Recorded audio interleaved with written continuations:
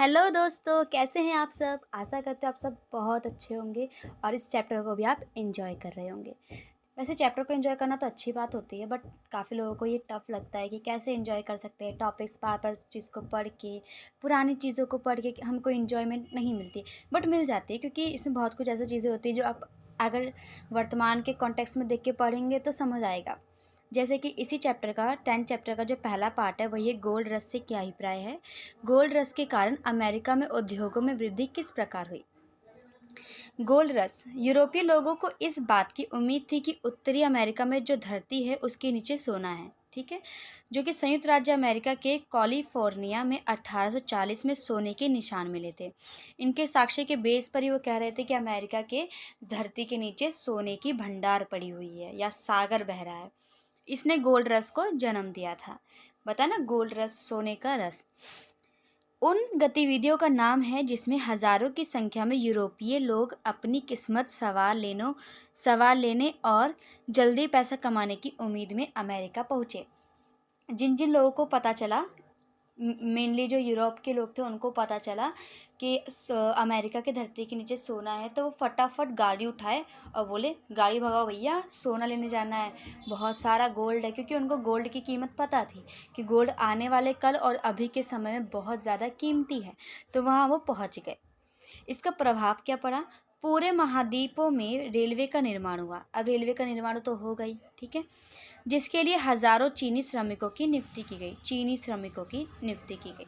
Railway के लिए साज सामान की मांग से उत्तरी अमेरिका में उद्योग विकसित हुए ताकि दूर दूर के क्षेत्रों को रेलवे के द्वारा जोड़ा जा सके। बड़े स्तर पर खेती करने तथा यंत्रों का निर्माण करने के लिए उद्योगों का विकास हुआ, जिससे नए औद्योगिक शहर बनने लगे। बड़े बड़े क्षेत्रों को साफ करके खेती का विस्तार किया गया और 1860 में अमेरिका की अर्थव्यवस्था अविकसित थी। क्योंकि 18वीं शताब्दी के अंत में जो अमेरिका था वो अस्तित्व में आया था, उससे पहले उसका कोई वजूद नहीं था। 18वीं शताब्दी के अंत से शुरू हुआ था और ना ही वहाँ पे कोई डेवलपमेंट नाम की कोई चीज़ थी। इसलिए 1860 के बाद ही अमेरिका में कुछ कार्यक्रम हुआ। 1890 में वह दुनिया का प्रथम औद्योगिक देश बन चुका था। 18वीं शताब्दी के अंत में जिसका वजूद सामने आया था वो है संयुक्त राज्य अमेरिका। 18वीं शताब्दी के अंत के पश्चात से ही इसका जो वजूद है वो सामने आ चुका था। संयुक्त राज्य अमेरिका के जो मूल बासिंदे थे उनको यूरोपवासियों ने और भी उनके अलावा और भी कई देशों ने उनको खुद की ज़मीन से बेदखल करना शुरू कर दिया था। उन्होंने अलग अलग षड्यंत्र रचे। उस षड्यंत्र में वो जो मूल निवासी थे वो फंसते चले गए और खुद की ज़मीन से उनको जाना पड़ा, बेबस होकर। ज़मीन से बेदखली। जैसे जैसे संयुक्त राज्य अमेरिका ने ज़मीन बस्तियों का विस्तार किया, ज़मीन की बिक्री के समझौते पर हस्ताक्षर कराने के बाद मूल निवासियों को वहां से जाने के लिए मजबूर कर दिया गया। उन्हें दी गई कीमतें काफ़ी ज़्यादा कम थी, जो उनको मुआवजा दिया गया था वो हद से ज़्यादा कम थी। अमेरिका ने धोखे से उनसे अधिक ज़मीन ले ली और पैसा देने के मामले में भी वायदा खिलाफी की। इसके बाद उनको पश्चिमी सीमा फ्रंटियर की ओर धकेल दिया जाता था। इसी प्रकार से उनको बेदखल कर दिया था प्रॉपर तरीके से। उच्च अधिकारी भी मूल निवासियों की बेदखली को गलत नहीं मानते थे। जो बड़े बड़े बिजनेसमैन या फिर बड़े बड़े लोग होते थे उनको भी लगता था कि हाँ, जो छोटे मोटे घर में रहने वाले लोग हैं उनको यहाँ से हटा दोगे तो कोई गलत काम नहीं कर रहे हो। मूल निवासियों पर राज्य के कानून तो लागू होते थे, परंतु उन्हें नागरिक अधिकार नहीं दिए गए थे, ठीक है, मतलब उन पे कानून लागू होगा लेकिन वो अपने कानून के अधिकार की मांग भी नहीं कर सकते थे। सरकार ने भी सेना भेजकर मूल निवासियों की भूमि छीनने का प्रयास किया तथा 15,000 लोगों को वहां से हटने पर मजबूर किया गया। इसमें से एक चौथाई जो सफ़र में ही मर गए थे। इस यात्रा को आंसुओं की राह कहा जाता है। यदि आपसे पेपर में पूछा जाए कि आंसुओं की राह इसको समझाइए, तो आप पूरा लिख सकते हैं कि किस प्रकार से जो मूल निवासी थे उनको बेदखल कर दिया गया और उनको मुआवजा भी कम दिया गया और भी अलग अलग तरीके से उनको ट्रीट करने लगे थे। फिर किस प्रकार से वो लोग उनको फ्रंटियर की ओर ढकेल दिया गया था, जहाँ से उनका जो रास्ता था वहीं 15,000 से लोग मारे गए थे। इस प्रकार से आप उस चीज़ को बता सकते हो। देते हुए बताएं कि इतिहास की किताबों में आखिरकार ऑस्ट्रेलिया के मूल निवासियों का क्यों नहीं वर्णन किया गया या उनके बारे में जानकारियाँ क्यों नहीं लिखी गई। तो इनके बहुत निम्नलिखित कारण है कि आखिरकार उनके बारे में ऐसा क्यों नहीं लिखा गया, सिर्फ अमेरिका के मूल निवासी के बारे में ही क्यों बताया गया।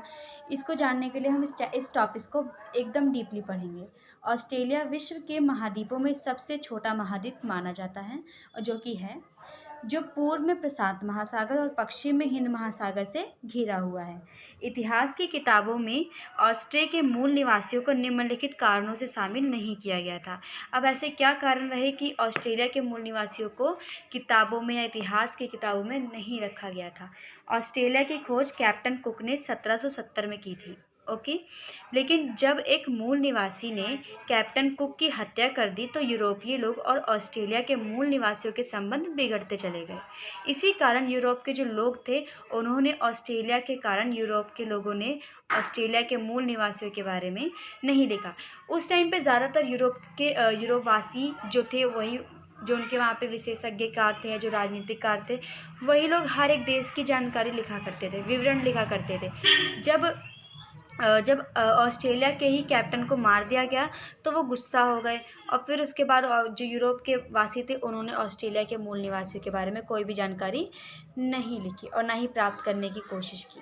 ऑस्ट्रेलिया का समुद्र तट से लगने वाला हिस्सा ऑस्ट्रेलिया का समुद्र तट से लगने वाला हिस्सा ही उस समय आबाद था। जब यूरोपीय लोगों ने ऑस्ट्रेलिया के मूल निवासियों को वहां से खदेड़ना शुरू किया तो आपसी लड़ाई झगड़ा शुरू हो चुका था। इस प्रकार दोनों पक्षों के संबंध और बिगड़ते चले गए। इसलिए किसी भी यूरोपीय ने उसके बारे में कुछ भी नहीं लिखा और ना ही उनका लिखने का वापस मन किया। शुरू में केवल अपराधी लोग ही यूरोप से ऑस्ट्रेलिया भेजे गए। उनके लिए शर्तें भी थी कि वह कैद काटकर अपने देश वापस नहीं जाएंगे। इस प्रकार उनके मन में जो गुस्सा था उसे उन्होंने मूल निवासियों पर निकाल दिया था तथा उन्हें जबरदस्ती उनकी ज़मीनों से निकालकर बाहर कर दिया, जिससे नफरत का वातावरण पैदा होता चला गया। इसलिए इतिहास की किताबों में जो ऑस्ट्रेलिया के मूल निवासी है उनका विवरण या जानकारी नहीं दी गई है और ना ही उनको शामिल किया गया है। ऑस्ट्रेलिया में मूल निवासियों के प्रति सरकार की नीति में परिवर्तन के क्या कारण थे और उनके बारे में ऐसी कौन सी जानकारी प्राप्त की है या जानकारी प्राप्त करने की कोशिश की। 1968 में मानव शास्त्री WEH सेनियर के व्याख्यान द ग्रेट ऑस्ट्रेलियन साइलेंस, महान ऑस्ट्रेलियाई चुप्पी द्वारा लोगों में मूल निवासियों के बारे में जानकारी प्राप्त करने की लालसा पैदा हुई। मूल निवासी विशिष्ट संस्कृति और जलवायु थी तथा कपड़ा, चित्रकारी, हस्तशिल्प आदि कला थी जिसके बारे में जानकारी प्राप्त करने की इच्छा पैदा हुई। हेनरी रेनाल्ड की किताब वाई वॉन्ट टोल्ड हमें बताया क्यों नहीं गया में ऑस्ट्रेलिया के इतिहास को लिखने के तरीके की आलोचना की गई है, क्योंकि उन किताबों में मूल निवासियों का वर्णन बिल्कुल भी नहीं किया गया था। मूल निवासियों की जानकारी प्राप्त करने के लिए किए गए प्रयास। मूल निवासियों की संस्कृति की जानकारी के लिए विश्वविद्यालय में विभागों की स्थापना की गई। देसी संस्कृति के लिए संग्रहालय में स्थान बनाया गया तथा मूल निवासियों का इतिहास लिखना शुरू कर दिया गया। 1972 में बहुसंस्कृतवादी की नीति के अनुसार मूल निवासियों की संस्कृति का आदर किया जाने लगा। हमने अमेरिका के मूल निवासियों को बहुत डीपली पढ़ा था। इसमें एक छोटा सा आपका टॉपिक था कि ऑस्ट्रेलिया के मूल निवासी के बारे में भी जानकारी प्राप्त होनी चाहिए। ज़्यादा दोनों साइड से आपसे क्वेश्चन या डिफरेंसेस पूछ लेते हैं या फिर कुछ भी पूछ लेंगे। प्रिपेयर करके रखना। ये आपका 10 चैप्टर का सेकंड पार्ट है जो कि यहाँ पे समाप्त होता है। समाप्ति के साथ साथ वीडियो को लाइक एंड शेयर कर देना। अभी तक के लिए बाय बाय।